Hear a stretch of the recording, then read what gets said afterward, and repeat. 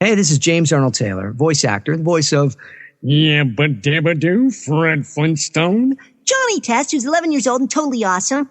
Ratchet from Ratchet and Clank, Tidus from Final Fantasy X. Oh, yes, and of course, Obi-Wan Kenobi.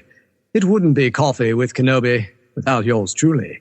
The Force is strong here indeed. From Kenner's Star Wars collection comes the Stormtrooper, the Sand People, and all 20 action figures, including new Hammerhead, Snaggletooth, and more, each sold separately. And now, Boba Fett, Star Wars villain with his laser rifle. Nice haircut. It's more me. I have just received a transmission from General Syndulla. What is it you think you're doing? You don't know me. Let's start over. I don't know where you get your delusions, laser brain. Laugh it up, fuzzball. This is Ashley Eckstein, Ahsoka Tano from Star Wars The Clone Wars and Star Wars Rebels, and you're listening to Coffee with Kenobi with Dan Z. Hello, friends, and welcome to Coffee with Kenobi, your family-friendly, spoiler-free Star Wars podcast where intelligent conversation and a splash of humor bring fans together from across the galaxy. I'm your host, Dan Zayer, educator and Star Wars author. Whether you're a lifelong Jedi Master or just hopped off your first Star Cruiser, grab your cap and join us as we explore the mythology, philosophy, and wonder of a galaxy far, far away. One conversation at a time. Coffee with Kenobi is more than a podcast. It's a community. Together we celebrate the people, stories, and experiences that make Star Wars so special, creating a space where fans can come together and share their voices. Thank you to the official travel partner of Coffee with Kenobi, MEI Travel and Mousefan Travel. Check out coffeewithkenobi.com/mousefantravel for a no-cost, no-obligation quote, and let them know Coffee with Kenobi and Dan Zayer sent you. We've got a really special show for you today. We have another feature, our Star Wars fan spotlight segment, where we've got Jeff and Pam with us. I can't wait to share their Star Wars story with each and every one of you. So pull up a chair, grab your favorite mug, and let's have coffee with Kenobi. Before we get to the conversation with Jeff and Pam, please stay tuned to the end of Coffee with Kenobi this week for an announcement about the future release schedule for the podcast. You know, I started this with Corey about a month ago, these fan spotlights. The feedback has been great. And the reason it's great is because it's about this community. And I have two guests on with us on today's show that are just the physical embodiment of Star Wars community. And they're just a lot of fun to be around. So our first guest not only is a longtime guest, but for a while when Corey wasn't doing the podcast, this gentleman was my co-host at the beginning of Coffee with Kenobi. I am, of course, talking about Jeff McGee. Jeff, thanks for being back on the show, my friend. Well, I was just waiting for you to ask me back. You know, I'm always like right outside the door. It's a wonder people don't hear me breathing on every episode. But yeah, I love the fan. Obviously, I love the concept because that's kind of what, when I was doing Bantha Banter, was kind of the same thing. So I'm a big proponent of this. I'm glad that you're highlighting the fans. Absolutely. Well, they're everything. You know, we're all fans of this. And I was thinking of Bantha Banter a lot. I tried not to use questions that you used. Yeah. So we'll see. I still don't know anybody else, so it's, yeah. We'll see how it goes. Now, you heard a giggle in the background. She is our other co-host for this evening. She is another longtime friend. Well, we've been friends for as long as you've known Jeff. Yes. And, you know, Jeff is about as good a person as you can find. So he's got to have somebody special to share that title. And that is, of course, Pam Johnston. Pam, welcome to Coffee with Kenobi. Thank you so much. Glad to be here. Yes, I'm excited to have you on. We met, I guess it was 2022, which seems, that's weird. That's so crazy. I thought it was a lot longer. I thought it was a lot longer ago, actually. Right. Well, this is going to be fun. We're going to look at how you both kind of fell in love with Star Wars, and we're going to do ladies first, of course. Pam, we're going to start with you on this one. Jeff, you can pool your answer. So, Pam, do you remember the first time you heard the word Star Wars? Not necessarily that you saw any of the films, but you heard the word Star Wars, or saw an image of it. What was that experience like for you? I honestly don't have any memory of my first experience with Star Wars, which I know is sad, but I did go see it when it was first released in theaters in 1977. I was 7 years old. I don't remember going. I know that I went because my mom told me that they took us. So, and you trust your mom. And I trust my mom. Most of the time. And it just, I know my brother fell in love with it, and we played with his toys, and it's just always been there. It's like the soundtrack in the background of my life. It's always been there. Yeah. I love that. Well, Jeff, I'm going to guess I have an idea of where you might take this, but I'm very excited to hear. Do you remember your first time hearing the word Star Wars or seeing an image and kind of how that imprinted on you before you even saw the movie? Well, yeah, I have no idea. I was thinking about that when I saw the question. I remember going to see The Empire Strikes Back, spoilers for the next question. And from that point forward, my life was nothing but Star Wars. But before that, I have to think that I was at least familiar with the term. Otherwise, why would my brother have taken me? Except that back then he was cool. So yeah, I honestly, kind of like Pam, I have no memory of a life without Star Wars being a part of it. Sure. I completely get that. Exactly. Well, then let's just get it. What Star Wars movie, book, or show first captured your attention? And when did you know that you were hooked? Pam? I'm not going to go with the first time because, again, my memories are a little fuzzy from that time. But I would say Rogue One is what I was never really gone, but Rogue One really brought me back in. And I've been in since. And Rogue One is the first Star Wars movie I remember seeing in the theater. You don't remember the 2016? I don't remember. So I don't think I saw any of the other. By way of explanation, when the prequels are coming out, Pam was raising a kid. Yes. But if you'll let me, of course. If I recall correctly, you saw it the day after Carrie Fisher passed away, right? And so tell us about when you saw her turn around at the end of the movie and say hope. Yeah, at the end of the movie, I didn't know. Nothing had been spoiled for me. And I'm sitting in the theater by myself watching this property that I have loved my whole life be just integrated to me. And there's the scene I remember from Star Wars where Princess Leia turns around. Oh my gosh. It was her, and I just busted out in tears because, it was the loss, and then just everything, just all the emotions rolled up, and I walked out of the theater just bawling my eyes out. Okay, so I would just like to reveal this. Knowing I'm a biggest Star Wars fan as I am, Pam did not reveal this to me on our first date. I think she told me this like a month or two into the relationship. Probably. I don't know why you wouldn't have led with that. Well, fortunately, it all worked out. Yes, absolutely. So, Jeff, I really thought the last one you were going to talk about action figures, but I'm sure that's going to come up. It better come up. That's on your resume. But tell me about your first time seeing Star Wars. Was Empire the first one you saw in the theaters? It was. Empire Strikes Back is the first one I saw, period. But it was also the first one I saw in the theater. My brother took me. I would have been 3.5 years old, almost 4 at the time. And I've told this story on your show, on every show, to anybody who will listen. When Han Solo turned and said to Chewbacca, "Laugh it up, fuzzball," that was the funniest thing my almost 4-year-old brain had ever heard.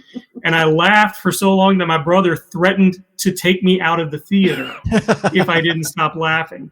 And so, oddly enough, anybody who knows me knows, comedy is my thing. It's kind of, I understand funny. I always have. And the humor in Star Wars is kind of what sucked me in, I think. But it was that, and it was, and we all know Empire, again, spoilers for it later in the show, is my favorite. But I just really responded to the colors in the movie. You got the stark white at the beginning of the movie. Luke goes to Dagobah, and you get this lush green and brown earth tones. You get to Cloud City, and everything is just pastel almost, and then you get to the end when Luke is fighting Vader, and you've got that orange at the bottom, blue at the top that the cinematographer got with the lighting. And from that point forward, I was in. It was everything Star Wars. My first figure was a C-3PO figure. I feel like I may have actually had that before I went to see the movie, but I don't know. I can't confirm that. And so from that point forward, it's just been me. Jeff equals Star Wars to most people who know me.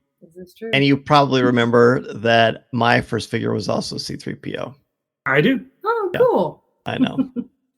It's like we were meant to be best buddies. Yeah. Exactly. Well, let's talk about characters, and more specifically, your favorite characters, and what about them speaks to you. Pam, is it someone from Rogue One, or who is your favorite character? Mon Mothma is Really? my favorite. Yes. That's a fairly recent It is a fairly occurrence. recent Yeah, development, yeah. yes, because I'm sure Jeff was expecting me to say Han Solo. Mm-hmm. I was going to show forever the and a day, picture. Yeah, I was gonna... it's been Han Solo. But no, just we saw her development through Andor, Mhm. and just the calm elegance that she carried with her. She's the kind of leader, she didn't have to be loud to be powerful. And I just love that about her. She just carried a weight of importance with her, and she knew what she knew what she was sacrificing, and she knew what she. That's very well said. And it's a crime that performance did not garner an Emmy nomination. It's insane. It's crazy. It's like, did you watch the show? Because it was tremendous, absolutely tremendous. Right. I'm glad to hear you say that. That's the first time I've heard Mon Mothma listed as a favorite character, but I don't think it's going to be the last. I really don't. Hopefully not. Now, you said a few moments ago that Jeff probably thought you were going to say Han Solo. Huh. Where should we go with this? Jeff, what about you, bud? Who's your favorite character? Well, I was surprised because Pam has almost as big of a crush on Han Solo / Harrison Ford as I do. And so, yes, Han Solo is and always will be my favorite character. It's my favorite character, bar none, just full stop. Of fiction. Of fiction, period, yeah. Indiana Jones close second, and Zap Brannigan of all things is third from Futurama. But I've never seen that show, believe it or not. Oh, we'll talk off mic. Okay.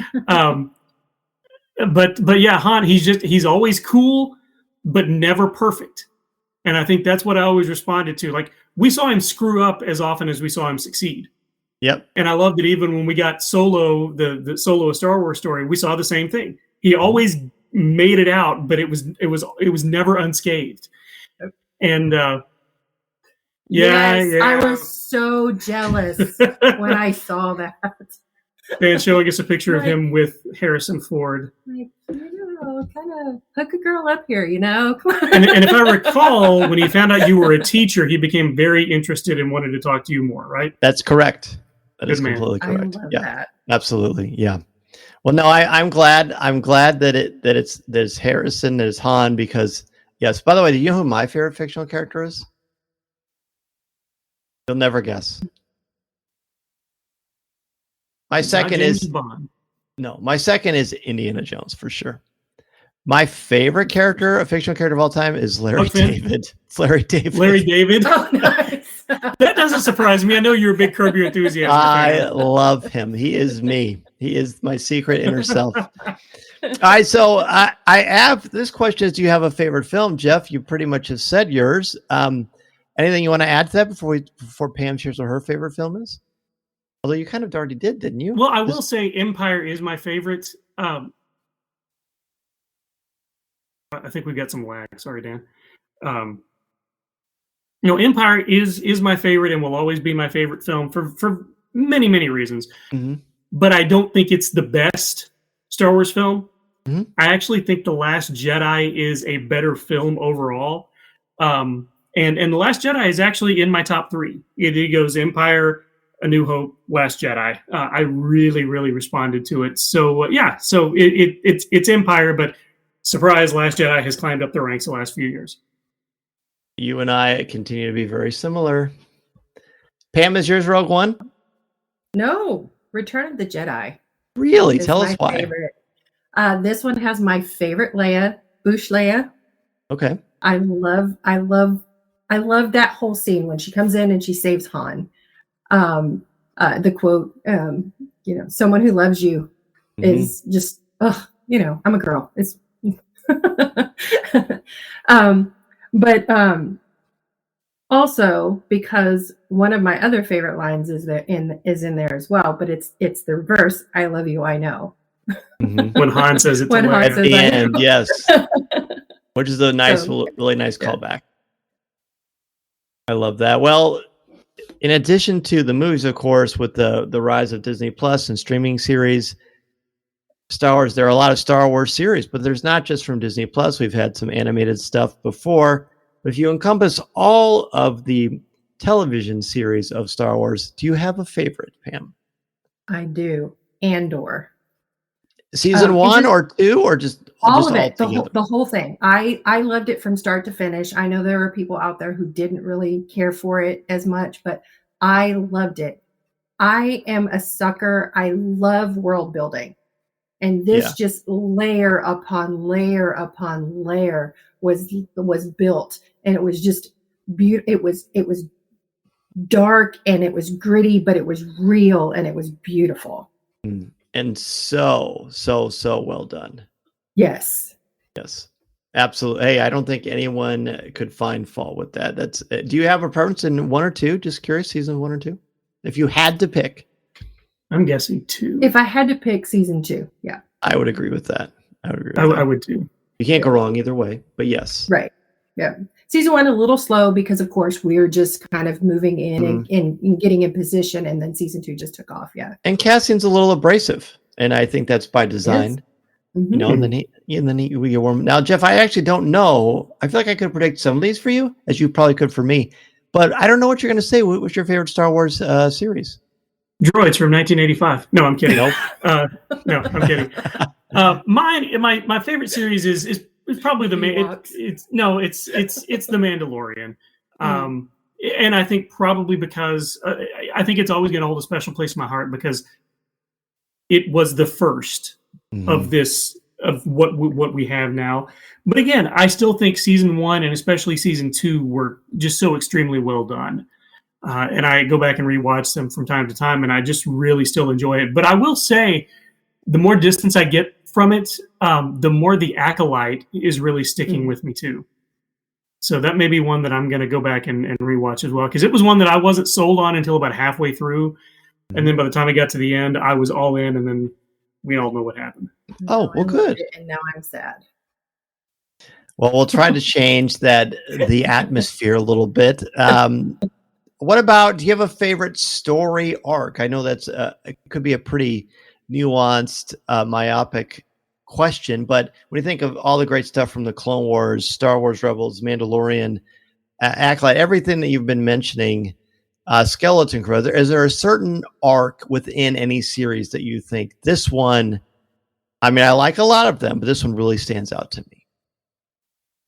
I had a hard time deciding between Cassian and Din Djarin, but I think ultimately Cassian's arc to me is the better. Has more weight. Yeah. He starts off just cynical, I just want to take care of me, and I don't want to be in the rebellion. I don't, just let me take care of what I need to take care of. And it just grew into and again, like we talked about, like I said, with Andor series, just layer upon layer, and they peeled that away on Cassian, and it was just beautiful. In Andor, Rogue One, and it just beautiful. Jeff? I think I'm going to surprise you again with my answer. Okay. Ahsoka Tano's story arc, or the entire arc from the beginning of the Clone Wars, specifically till the end of the Clone Wars, but what we've seen since with Rosario Dawson in the live action version has been wonderful as well. But Pam and I were actually talking about this yesterday. I liken it to the story arc that Cordelia Chase went through on Buffy the Vampire Slayer and Angel. Interesting. Yeah. When you get to the end of the series, you go back to the beginning and you do not recognize the character, but you also didn't see them change. because it was done so subtly, so realistically.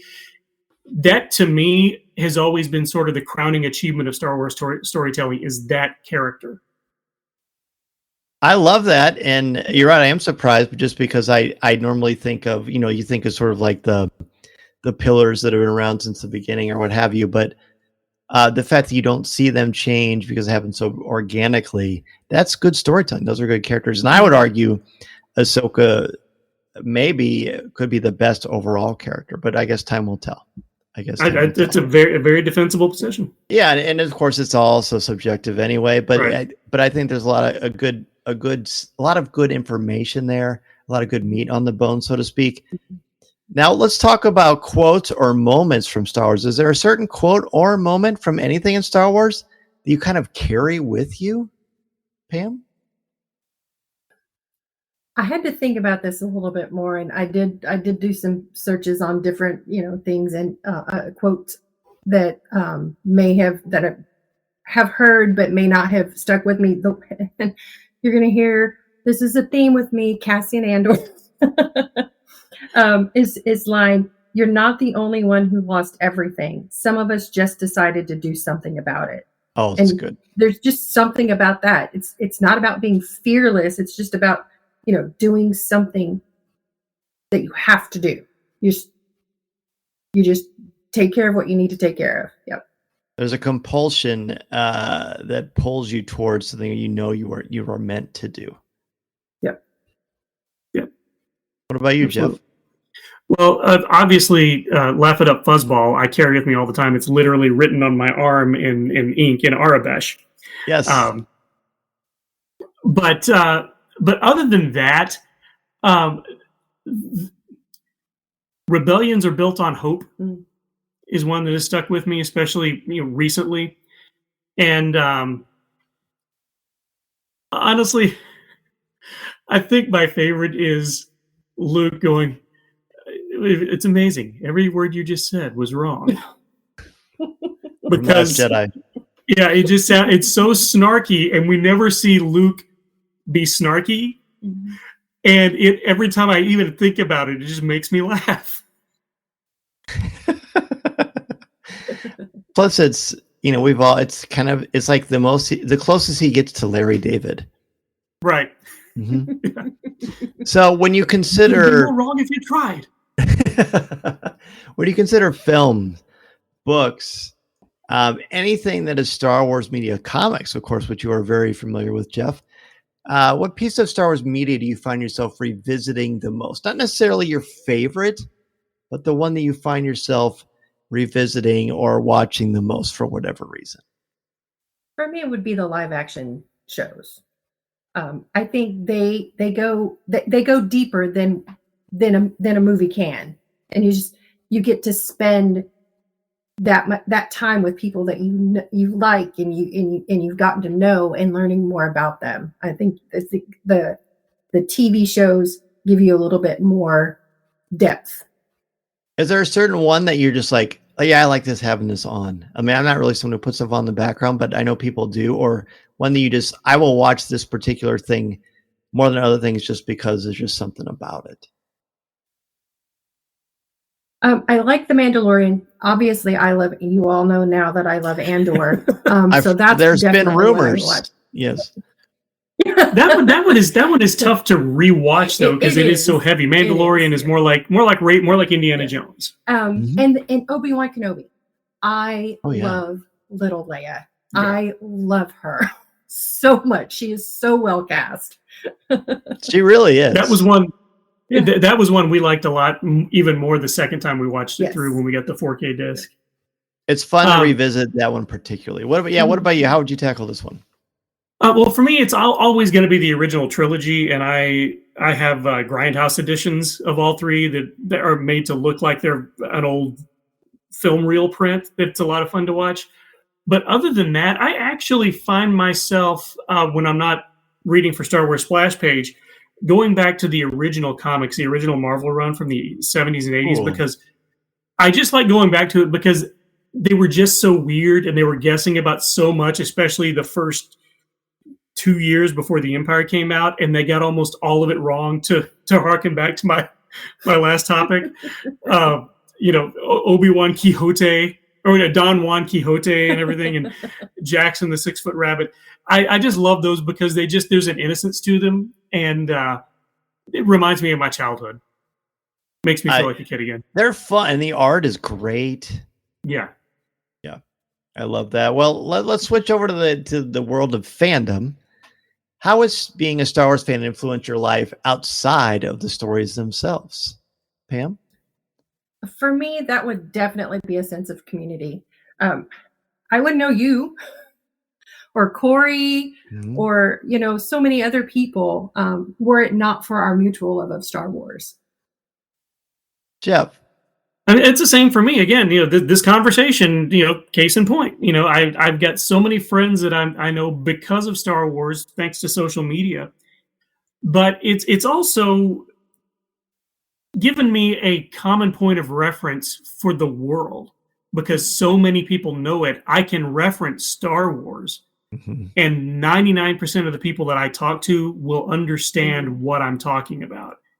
And I think that's something that doesn't get considered a lot, is how it does it. It sort of gives us a common reference point, and we don't have many of those left these days. No, we really don't. It's funny when I first started teaching till now, like there's just certain things that were popular or prevalent at certain times throughout my career, but Star Wars has always been there. It's always been there. The next question, the way it's worded, I don't really like how it's worded, but it says, and I already know the answer. Have you attended Star Wars events like Celebration, fan meetups, or cosplay gatherings, and what was the highlight? Yes. Okay, thanks. Jeff? Just kidding. Yeah. Yes, I got to go to Star Wars Celebration in 2022. And the highlight there was honestly meeting so many wonderful people. I got to meet you at Celebration, and Corey, Matt, and Tim, and Cynthia, and so many. Well, I didn't meet Matt there, but Tim and Chris. Tim and Chris, that's Cynthia, right. Matt wasn't the Tim. Yeah, but yeah, it was, and it was just walking into that convention center and just the buzz that was there. I didn't even care that I had to stand in lines for hours. Right. It was so much fun. And Jeff, how many have you been to? 3? I've been to 3 Star Wars Celebrations. Anaheim in 2015 and 2022, and Orlando in 2017. The highlight for that for me is always, like I said, just seeing everybody. I always say that if I can't get a ticket to the convention, I'll probably just come into town anyway and hang out so I can see all of you guys afterward. Because honestly, that's the reason I go. That is the show for. And it's a lot of fun, and I always have a good time with it. But if I didn't know I was going to see so many people, I would not bother going. Which is why I don't go to many conventions around home. I agree with that, and I remember like it was yesterday when Corey and I met you face to face for the first time at Celebration. You're a lot taller than I thought you'd be. I knew you were going to say that. That was just like kind of when it all coalesced together. We'd all been talking online for so long. And then, to meet these people face to face is pretty special stuff. Especially when everybody is as advertised. Yes. Yeah. That's a good point. Well, because you've got so much experience as a podcaster, as a lifelong fan, you've talked to so many creatives. Who are some of the creators, whether it be actors, artists, podcasters, authors, etc., who inspire you? Yeah. Oh, I thought that question was for you because you're the long-time podcaster person. This is my first podcast. You've been podcasting for months. It's just that no one has heard them yet. That's right. By the way, we're going to talk about the trailer. I can't wait. Go ahead. Yeah, Pam, what about you? Are there certain people in the Star Wars community, creators, whether it be, in the professional world and the fandom world, that have inspired you, that you've really enjoyed their work? Yes. Well, Star Wars for sure. Dave Filoni and Tony Gilroy with Andor. Just they're kind of opposite in the way that they approach things. But Gilroy gives us grit and realism, and Filoni brings heart and mythology. And just you put that all together, and it's a fantastic property. And that balance, I'm looking for that when in the things that I write in my storytelling. I want that type of balance.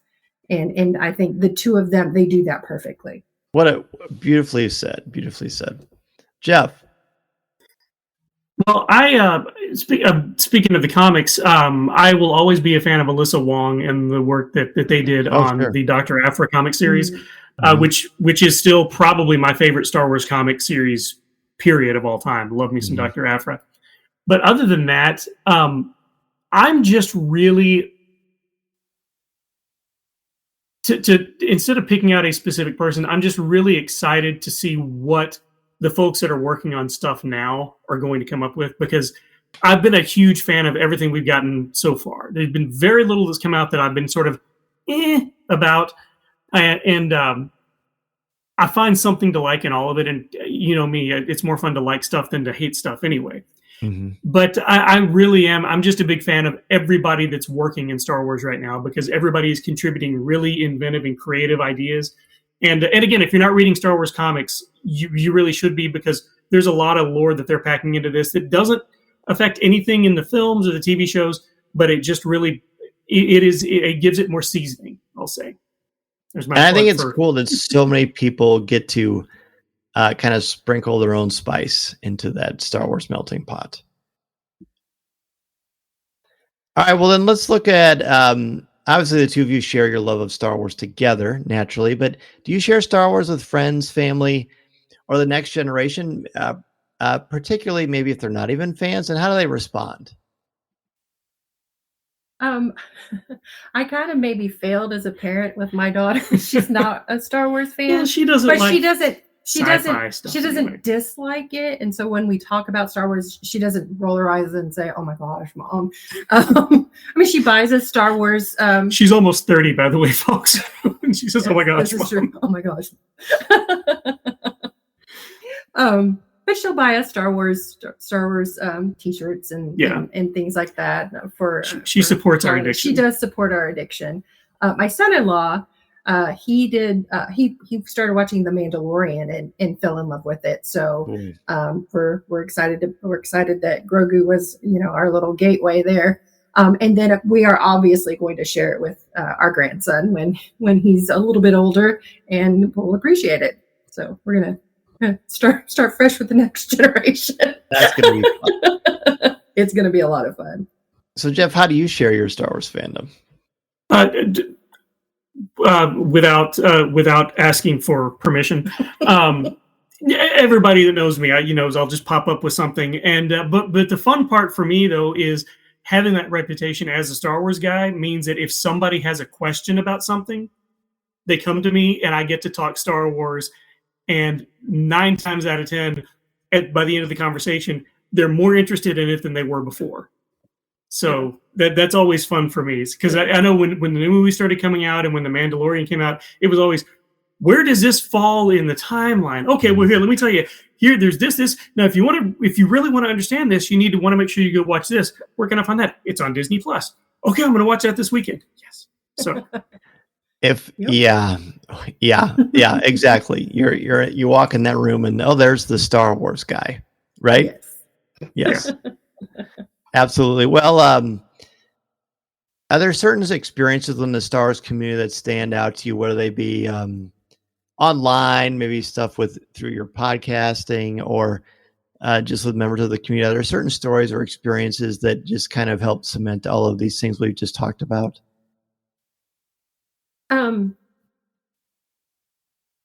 You get to meet Eddie Pence. I did get to meet Eddie Pence at Celebration. So that was really, really cool. The fact that so many people love Star Wars, so many people are into all of everything Star Wars, that people like Eddie Pence and his son, and it was just a great experience.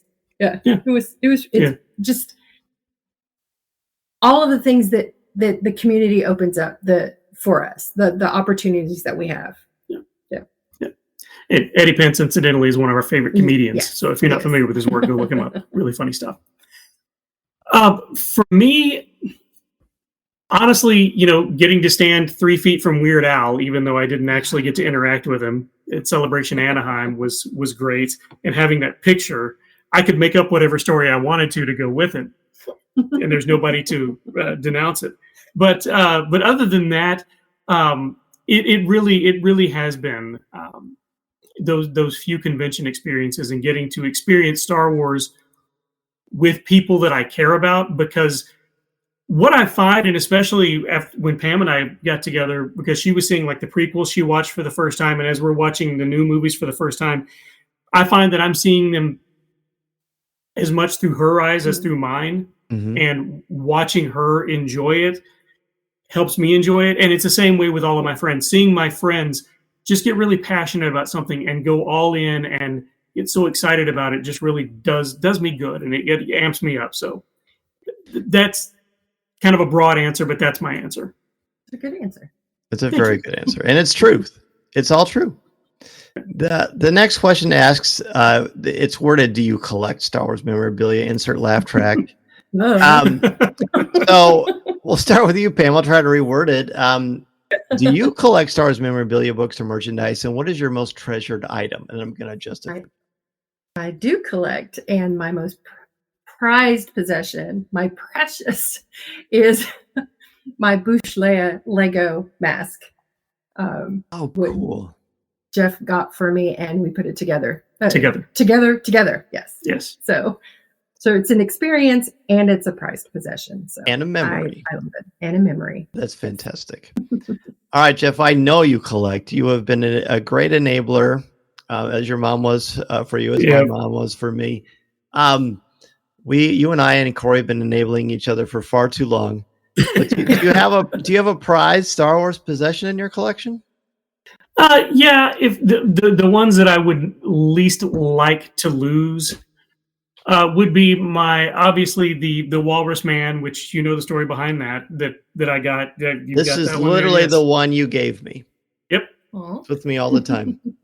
So that one, I would hate to lose that one, and my carded Bespin Han Solo. Those are because that's my favorite toy of all time, my favorite action figure, everything. So those are the ones that I would least like to lose. But I also Pam got me a couple of years ago for my birthday this decanter set that came in this wooden box. It has a Millennium Falcon etched into it. Oh, cool. And the decanter has the Falcon on it. And then there are two tumblers that have, one has the Empire logo, one has the Rebel Alliance logo on it. Came from Ukraine, I believe, wasn't it? So, yeah. So that obviously goes on that list as well. Well, as either individually or as a couple, do you have personal Star Wars traditions that you honor, whether it's like a certain movie, a certain time of year? Are there certain Star Wars traditions that you have? Yeah, we try to make it through the holiday special on Life Day every year. But we watch it with riff tracks, which is the only way I can get through it.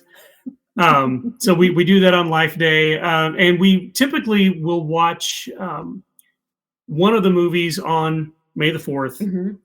Or on May 25th, we'll try to watch the original Star Wars on that as well. But other than that, the holiday special, and we try to watch them at least every 3 or 4 months. Yeah. They're of them? They're in a rotation. No, but just some of them. Like one. Sure. Yeah. I gotcha. If you could bring one prop home from the Star Wars universe, what would it be? It's legal, it's official, it's fine. Lucas has contacted you. Or is it like a prop from the movie? It's a prop from the movie. Okay. Yeah. I'm going to change my answer then. I would say, because I would say I'll take a lightsaber that could chop down trees. It'd be so much easier. Right. I was going to say the Force. And then if that was a no-go, I was going to say, okay. No, that's why the word prop is in the question. I would say either Han's blaster or the Bush mask. Probably the Bush mask. Yeah, that's what I would think. That works because I would want Han's blaster. There you go. We got that. Yes. Yeah, the DL-44, right? That's the name of it. Yep.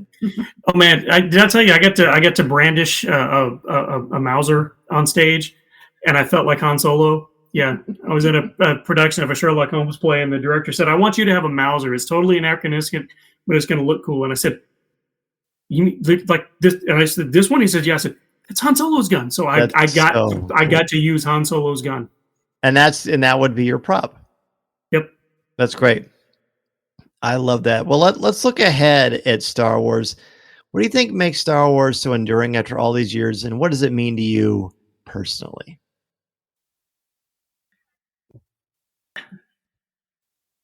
It's all about hope. You've got Force users. Yes, they're not really all powerful, but they have the Force behind them. But ordinary people just fighting toward a common goal. And I just think that we all need a reminder every now and then that light can win.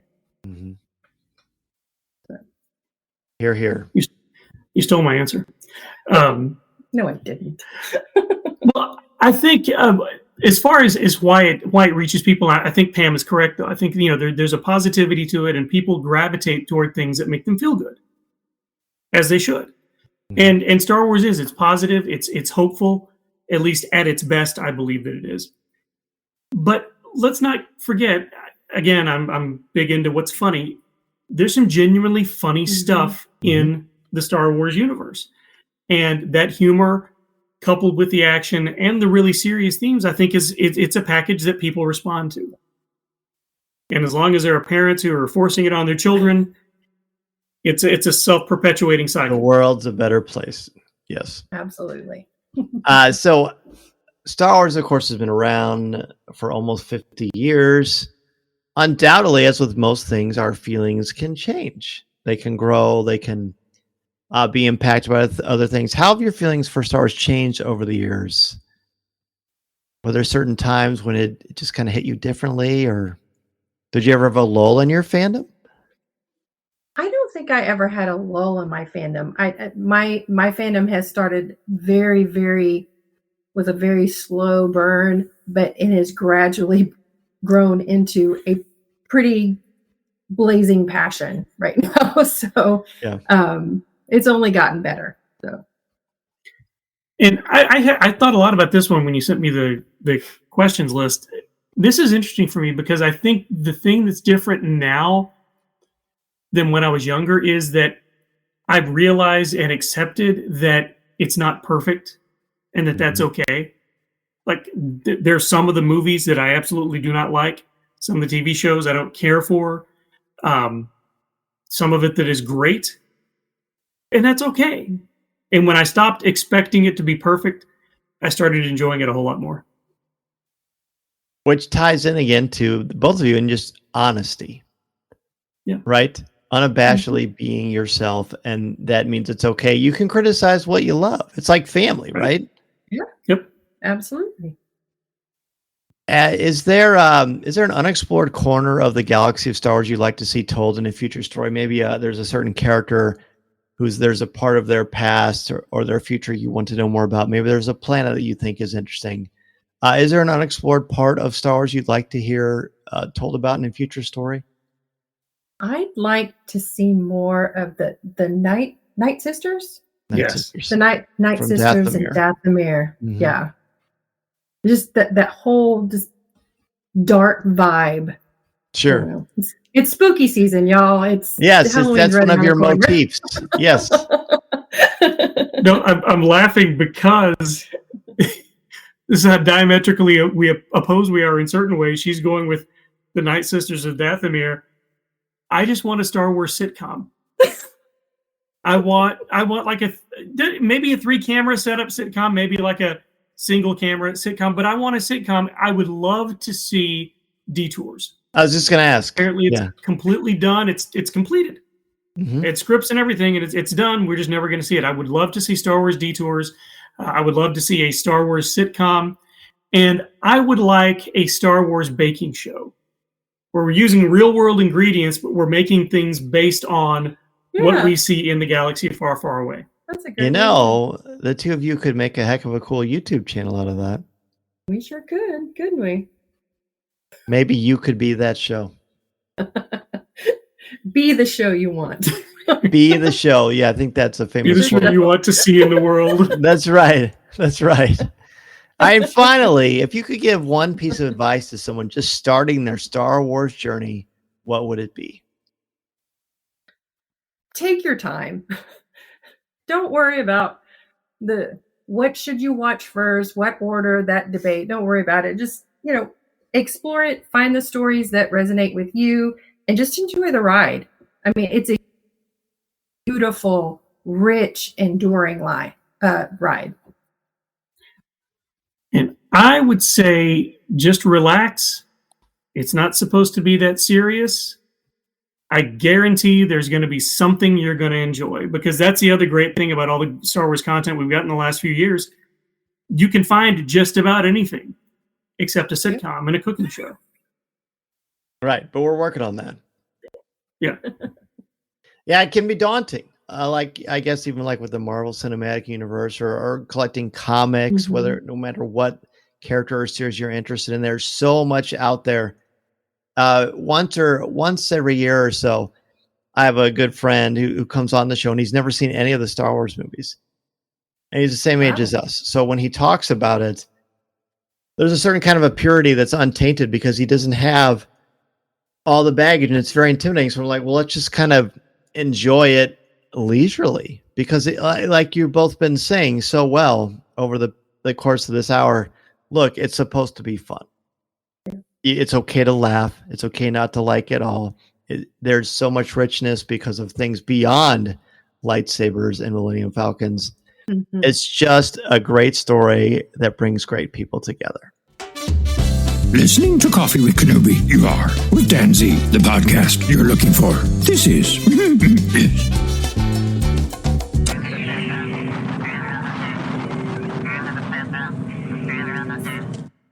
And truly, what could be better for us than to spend this time with you? And there's something really, really exciting that you both have worked on that we get to look forward to come December 1st. Please, please, please let us know what amazing project you have coming out soon. I'm very excited, Dan. Thanks for giving me a chance to plug this. This is something I've wanted to do for well over a decade, since I started podcasting. I wanted to do what I call an audio advent calendar, where you record a short episode and you release a different episode every day from December 1st up through December 25th. And Taylor and I talked about doing it with Talking Toys with Taylor and Jeff, but it was really tough to schedule. Then I realized I live with Pam, and she likes the same stuff I like. And so I said, hey, Pam, what do you think about this? And she said, cool. So what we're doing is we've watched all of the Rankin Bass holiday specials from 1964 all the way up through 2001. And we reviewed them. That gets us through the 18th of December. From there to the end of the month, we're going to put in some shows with just different topics about the holidays. You know, our favorite Christmas memory, what was the favorite Christmas toy you ever got, your favorite Christmas song, Christmas movie, things like that. So it'll be available. There's a teaser up right now. Which I adore, by the way. Thank you. And we're going to release the first episode actually on the day after Thanksgiving, just to kind of whet everyone's appetite. But then starting on December 2nd, you'll get a new episode every day. And they're running between 20 and 30 minutes. I think we've had one that was about 40. That was an epic show. But I can't, speaking for myself, I've had a ball doing it. Pam, this has been your first real experience doing it. How's it been for you? It's been a lot of fun. Yeah. And getting me, I don't talk a lot, so getting me to talk is a feat in itself. So, but you're a good talker, and you know what you're talking about, and you're in there with the champ, one of the podfathers of our time. Absolutely, and it's great. So, did you say the name of the show? It is called the Audio Advent Calendar. The audio, literally the audio. And where can you find the Audio Advent Calendar? Well, you can find it you'll just have to search for the Audio Advent Calendar. You can also, there will be a link up on marvindogmedia.com that will take you to our Spreaker page, where you can listen straight from the website, or it's got an RSS feed that you can copy into your podcatcher if you use one. But it should be available by the time the first episode goes live. You should be able to search Audio Advent Calendar, and it will be one of the first couple of hits that you get. And you'll know pretty quickly that it's us. Yes, and so if I subscribe to the Marvin Dog Media feed, will it show up through there too? No, that I don't. We don't have that feed anymore. Okay, yeah, it got a little too unwieldy. Well, that explains it. Yeah. Okay, I thought that would be thanks good. Thanks for asking about that, because I know people who were still using it. But yeah, it became too unwieldy to manage. No, I completely understand that. Well, Jeff and Pam, truly thank you so much. What a delight! What a pleasure. I will have to do this again without recording, just so I can catch up with you guys and just see your happy, smiling faces. Please let everybody know where they can find you if they want to reach out to you about Christmas, about Star Wars, about Pam's obsession with Dathomir, whatever they want to talk about. Well, I'm not that much online anymore. You can find me on Instagram. We have a Marvin Dog Media account there.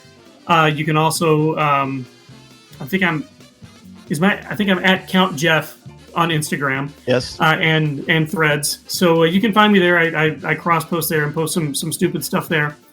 So that would be the best way to follow me. Are you on Threads? I know you were on Blue Sky. Yeah, but I don't know how. I don't know how to get it. She's on Facebook. So you won't find me on. This is true. You might find me on Threads, but I won't find you. Yes, I'm on Facebook. I'm on Facebook and Instagram. I'm also a grandmother. Did I mention that? And just like that, our journey through the galaxy for today has come to a close. Thanks for listening to and supporting Coffee with Kenobi, where fans come together to think, learn, and discuss this galaxy we all love. I'm truly grateful you chose to spend part of your day with me, and I want to thank Jeff and Pam so very much for joining me on this fan spotlight. I love these shows. I love doing them, and it's just great to get to know more of these wonderful people that are in the Star Wars community that we're also fortunate and blessed to be a part of. A special thank you to our official travel partner, MEI Travel and Mouse Fan Travel, who, by the way, just celebrated their 20th anniversary helping people have magical vacations. Congratulations to them on that. If you're looking to plan your next magical vacation at Walt Disney World, Disneyland, or even a Disney cruise, or you want to explore Galaxy's Edge or attend Star Celebration, Becky Mankin and her team will get you there. No cost, no obligation quote, and the kind of peace of mind we all appreciate. Learn more at coffeewithkenobi.com/mousefantravel. If you enjoyed today's conversation, be sure to subscribe, leave a review, and share the show with your fellow Star Wars friends. You can find Coffee with Kenobi on social media, or go to coffeewithkenobi.com for articles, merchandise, and more ways to connect. So as I mentioned at the top of the show, I have an announcement of a schedule change for... My goodness, since 2000, we started the show in 2013. It was a bi-weekly show. And then in 2017, I went weekly. So from 2017 until now, Coffee with Kenobi has been a weekly podcast. That's a lot of shows. That's a lot of talking about Star Wars, and I wouldn't have imagined it would be as fun or as exciting as it has been. And I knew it was going to be great. There was a lot of great people I've met in this community. Star Wars is such a rich, deep, profoundly wonderful mythology, and I have enjoyed talking about it. With things kind of quieting down a little bit, I have decided to switch Coffee with Kenobi from a weekly show to a monthly show. So why am I doing this? Well, there are a couple of reasons why. For one thing, I feel like I have run this race. I have enjoyed and embraced Coffee with Kenobi and this podcast every single week for 13 years now. I guess if you combine the bi-weekly show at the beginning and now, it's been over 13 years of Coffee with Kenobi. And I feel so at peace with what the show has done, what we are doing, and what we will continue to do. But now, schedule-wise, I want to switch to a monthly schedule. As you know, if you've been listening to the show for a while, I'm working on a second master's degree. I'm doing a lot of writing. I'm certainly still working on the Build Your Own Darth Vader magazine for Fan Home that goes with that wonderful model kit that we talked about a few months ago. I've got some other projects cooking, and I've got a ton of other things that I'm really interested in that I want to explore So yes, Coffee with Kenobi will continue. It will be monthly. I will say that as things come up, whether that be books or certain events with the theme parks or movies or Disney Plus shows, there may be more than just a monthly episode. But as it stands now, besides the occasional bonus episodes, this will be a monthly show, and I'm very excited about the direction of it. Coffee with Kenobi is still going to be very active on social media. On the website, coffeewithkenobi.com, you can still certainly, please, use MEI Travel and Mouse Fan Travel. It helps Coffee with Kenobi in more ways than you can possibly imagine. You can still find me, Tom Gross, and Corey Club every single week on CWK Pour-Over. That is our weekly exclusive Patreon show. Over on that show, we do Star Wars, we do pop culture, we do comic books, we do movies, we do sports, we do food, we do holidays, we do all kinds of fun stuff. So I will still be on your podcast catchers and talking Star Wars and all kinds of things, just in a very different schedule. So thank you so much. If you have any questions, certainly email me at danzy@coffeewithkenobi.com. I can't wait to see where the next iteration of Coffee with Kenobi takes us. So until next time, friends, thank you again. I'm Dan Zayer, and this is the podcast you're looking for. For all things Star Wars, news, reviews, videos, and more, head to our home base, coffeewithkenobi.com. Don't forget to join the CWK Cafe on Facebook at coffeewithkenobi.com/community, our family-friendly, spoiler-free group for all your Star Wars thoughts, comments, and conversation. This podcast is possible thanks to the incredible support of the CWK Alliance. Want to help keep the show brewing?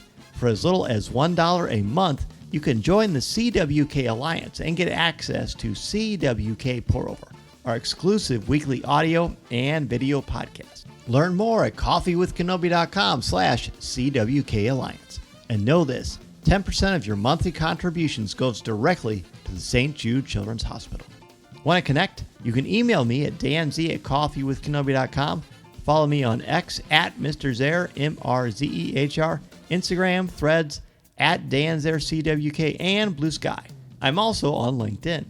You can follow Coffee with Kenobi across social media on X, Instagram, Threads, Pinterest, and Blue Sky, and give us a like on Facebook at facebook.com/coffeewithkenobi. And if you want to send an email to the show, you can email us feedback at coffeewithkenobi.com. Be sure to subscribe to our YouTube channel, where you'll find over 700 videos, including past live shows, events, and this podcast. Please take a moment to rate and review the show on Apple Podcasts and Spotify. It really helps more Star Wars fans find our little corner of the galaxy. Do you need a speaker for your next event? Visit danzymedia.com. I love to discuss mythology, leadership, storytelling, or create something tailored to your audience. And finally, grab your CWK gear at coffeewithkenobi.com/shop and show your support in style. This podcast is not endorsed by the Walt Disney Company or Lucasfilm Limited. It is intended for entertainment and informational purposes only. The official Star Wars website can be found at www.starwars.com. Star Wars, all names, sounds, and any other Star Wars-related items are registered trademarks and or copyrights of Disney and their respective trademark and copyright holders. All original content of this podcast is the intellectual property of Coffee with Kenobi unless otherwise indicated. This is the podcast you're looking for. There's no one here. Move along. Move along.